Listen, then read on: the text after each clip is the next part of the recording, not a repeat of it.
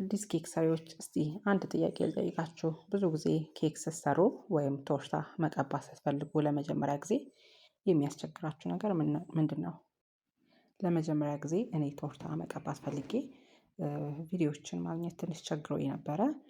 ስለዚህ ዛሬ እኔ ደግሞ ከብዙ ኤክስፒሪያንስ በኋላ ብዙ ስራ ከሰራሁ በኋላ እንዴት ነው እስቲ ለመጀመሪያ ጊዜ ቶርታ መቀባት የምንችለው የሚለውን ነገር ቪዲዮ በአጭሩ ይዤላችሁ ቀርቤያለሁኝ። ሰላም ሰላም፣ እንዴት ናችሁ? ሀበሻ ፍሌቨርስ እንባላለን። እንግዲህ አዲስ የዩቲዩብ ቻናል ይዘንላችሁ መጥተናል። ይህ እንግዲህ ቻናል ብዙ አይነት ነገሮችን ሼር እናደርግበታለን ብለን እናስባለን። ቤኪንግ ነገሮችን እንዴት ነው ቶርታ የምንቀባው፣ ለልጆች የትምህርት ቤት ምሳ እቃዎችን፣ የተለያዩ ሀሳብ እንዲሁም የሀበሻ ምግቦችን ማንኛውም አይነት ነገር በምንችለው ያለን እውቀት ሼር ልናደርጋችሁ እንግዲህ አዲስ የዩቲዩብ ቻናል ይዘንላችሁ መጥተናል። ስለዚህ ይህንን ቻናል ፎሎ በማድረግ ለሌሎች ሼር በማድረግ እኛንም እንድታበረታቱን እንዲሁም እናንተ ደግሞ ስራችሁን እንድናቀልላችሁ ስንል እንጠይቃለን። እናመሰግናለን። እንግዲህ ስራችንን ተጋበዙልን። ስለዚህ ምንድነው የምናደርገው? ኬካችንን ከጋገርን በኋላ እንዲቀዘቅዝ ያስፈልገናል። ከቀዘቀዘን በኋላ ዊፕድ ክሬማችንን ኦሬዲ እንመታለን፣ እናዘጋጃለን። ኬካችንን የምናጠጣውን ሲራፕ እናዘጋጃለን። ሁሉንም ማቴሪያሎቻችንን ካዘጋጀን በኋላ ኬኩን የምንፈልግበት ቦታ ላይ ስስ ከሆነ 3 ካልሆነ ደግሞ 4 ጊዜ እንሰነጥቀዋለን። ከዛ እያንዳንዱን ሌየር እያስቀመጥን ሲራፓችንን እናጠጣለን። ከዛ ዊፕድ ክሬማችንን እንቀባለን። እንደዛ እያደረግን ያንን ስቴፕ እስከምንጨርስ ድረስ እንሄዳለን ማለት ነው። እዚህ ጋር ማወቅ ያለባችሁ ነገር ምንድነው? ስንሰነጥቀው በጣም ስስም መሆን የለበትም፣ በጣም ደግሞ ቲክ መሆንም የለበትም። ስለዚህ በምንፈልገው ሳይዝ እያየን እንሰነጥቀዋለን ማለት ነው። ሲራፓችንም በጣም በዝቶ ከኬኩ እንዳይፈስብን በጥንቃቄ ማድረግ ይኖርብናል ማለት ነው።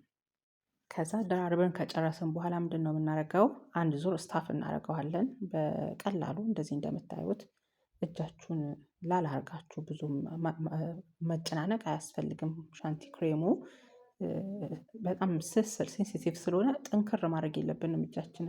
እጃችንን ላላ እናደርገዋለን ማለት ነው። ከዛ እንደዚህ በምታዩት መልኩ አንድ ዞር ስታፍ ካደረግን በኋላ በምንፈልገው መልኩ እያደረግን ክሬማችን እየቀባን ማስተካከል እንጀምራለን ማለት ነው።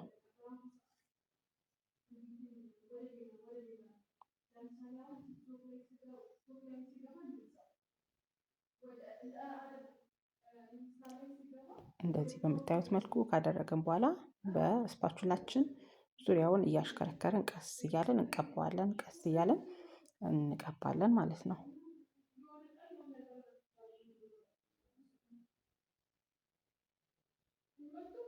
ዋናው ነገር ምን መሰላችሁ? እጃችሁን ብቻ ዘና ማድረግ። የመጀመሪያ ጊዜ ደግሞ የምትሰሩ ከሆነ የተለያዩ ቪዲዮዎችን ደጋግሞ ማየት፣ እንዴት እንደምንቀባ እጃችን እንዴት እንደምናደርገው በደንብ ማየቱ ስራችንን ቀላል ያደርግልናል ማለት ነው።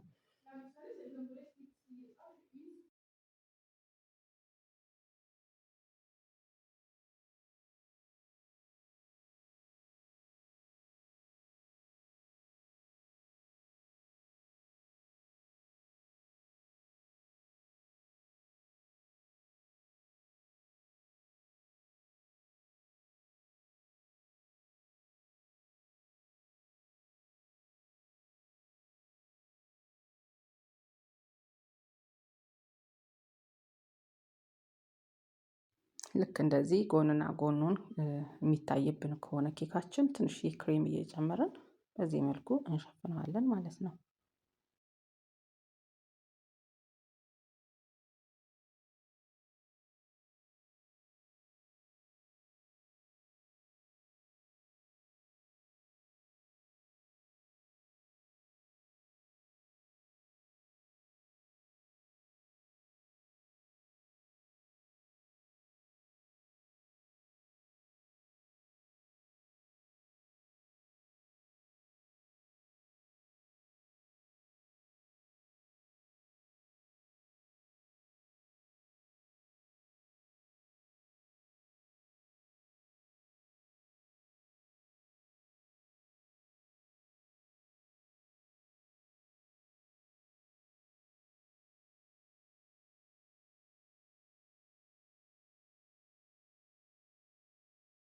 እንደዚህ ስታፍ አድርገን ከጨረስን በኋላ ጠርዝ ጠርዙን በሶፍት ወይም ደግሞ በስስ ፎጣ እናጸዳዋለን።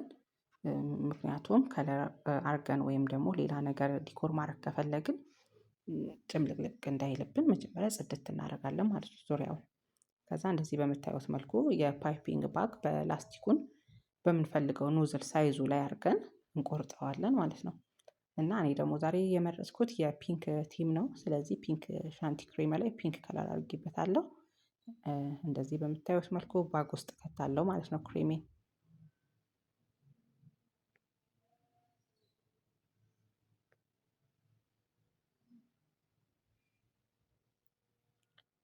በምታዩት መልኩ አድርጌ እንደዚህ አስተካክለዋለሁኝ። ከዛ ስፓቹላችን ላይ ወይም ደግሞ ባዶ ቦታ ላይ እንደዚህ ቼክ ማድረግ መጀመሪያ ላይ የምንፈልገውን መስራት የምንፈልገውን ቅርጽ ማለት ነው።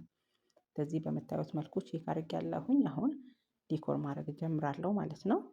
ቀስ እያለን እጃችንን አንድ አይነት አድርገን ማቆም የለብንም። በምንፈልገው መጠን ትልቅም ማድረግ ይቻላል፣ አነስ ማድረግም ይቻላል። ለዛሬ ይሄንን መርጠናል እኛ። እንደዚህም በምታዩት መልኩ ዲኮራችንን እንሰራለን ማለት ነው። በጣም ነው የሚያምረው። አበባ ቅርጽ እንዲሰጥ አድርጌ ነው የሰራሁትኝ። ብዙ አይነት የዲኮሬሽን ቲፖች አሉ። ሌሎቹን ደግሞ በሌላ ቪዲዮ እለቅላችኋለሁ። ለዛሬ ደግሞ እስቲ ይሄንን በደንብ ተጋበዙልኝ። ከዛ እዚህ ጋር ትንሽዬ የላስቲኳን ማንኪያ ወሰድኩኝ። ትንሽ ዲኮር ማድረግ ስለፈለኩኝ ዳርና ዳር ላይ ብዙም እቃ አያስፈልግም። አንዳንዴ ቤታችን ባለ ነገር እንደዚህ ቀለል አድርገን መስራት እንችላለን። እንደዚህ እያደረኩኝ ዲኮር አደረኩኝ ማለት ነው።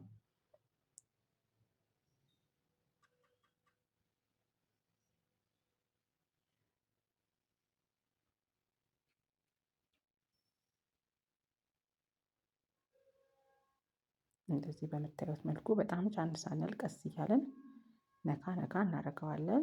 ሌሎች ደግሞ ቪዲዮዎችን ሌላ አይነት የአቀባብ ቴክኒኮችን ደግሞ ሌላ ጊዜ በሌላ ቪዲዮ እለቅላችኋለሁ።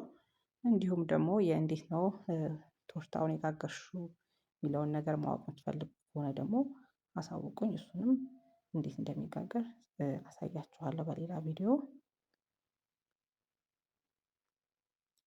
እንደዚህ በምታዩት መልኩ አሳምሬዋለሁኝ። ከዛ ከላይ ስፕሪንክልስ ነው ያደረኩበት። በምትፈልጉት አይነት ስፕሪንክልስ ማድረግ በጣም ያሳምረዋል። በቃ ኬኩን በአንድ ጊዜ ነው የሚቀይረው ስፕሪንክልስ ስታደርጉበት። ዲኮሬሽን በጣም ኬክ ያሳምራል። ኖርማል አድርጎ ከመቀባት እንደዚህ በቀላል ነገር ማሳመር እንችላለን። እዚህ ጋር ደግሞ ጎልደን ጣል ጣል አደረኩበትኝ እንዲያምርልኝ ስለፈለኩኝ። እንደዚህ በምታዩት መልኩ ቀብቼ ሬዲ አድርጌዋለሁኝ ማለት ነው።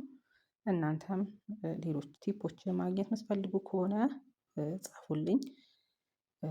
ለመመለስ ዝግጁ ነኝ። አታዩትም? እንዴት ነው አያምርም? ቴንኪው በጣም አመሰግናለሁ ስላያችሁልኝ። እና ፎሎ